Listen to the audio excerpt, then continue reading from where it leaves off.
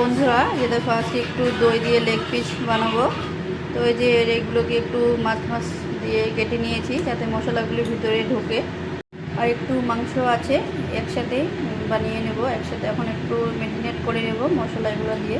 তো একটু জিরে গুঁড়ো দিয়ে দিচ্ছি, পরিমাণ মতো নুন দিয়ে দিচ্ছি, পরিমাণ মতো হলুদ দিয়ে দিচ্ছি, পরিমাণ মতো একটু ধনে গুঁড়ো দিয়ে দিচ্ছি, একটু লাল মরিচের গুঁড়ো দিয়ে দিচ্ছি, একটু চিকেন মশলা দিয়ে দিচ্ছি, একটু সরষের তেল দিয়ে দিচ্ছি, আদা রসুন বেটে রেখেছিলাম তো এগুলোকে দিয়ে দিলাম। অল্প দই দিয়ে দিচ্ছি, টক দই দিয়ে দিচ্ছি। এগুলোকে একসাথে একটু মেখে নেব। এখন একটু মেখে নিচ্ছি। এই যে বন্ধুরা, এটা মেখে রেখে দিয়েছি, 10 মিনিট ঢেকে রেখে দেবো যাতে মশলাটা একটু ভিতরে ঢুকে। তো তেলটা গরম হয়ে গিয়েছে, একটু লং এলাচি দারচিনি দিয়ে দিচ্ছি, কিন্তু তেজপাতা দিয়ে দিচ্ছি, কুচি করে পেঁয়াজ কেটে রেখেছি এগুলোকে দিয়ে দিয়েছি। তো এগুলিকে একটু লাল লাল করে ভেজে নেব। তো এই যে দেখো পেঁয়াজটা লাল হয়ে গিয়েছে, এখন ম্যারিনেট করে মাংসগুলো দিয়ে দেবো। দেখো মাংসগুলোকে দিয়ে দিচ্ছি, অল্প নাড়াচাড়া দিয়ে মেখে নেবো একসাথে।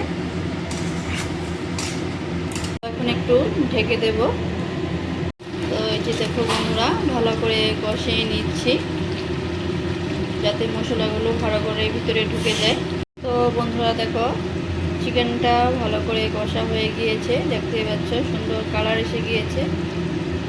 আর একটু কষা হলে একটু জল দিয়ে দেব, বেশি দেব না।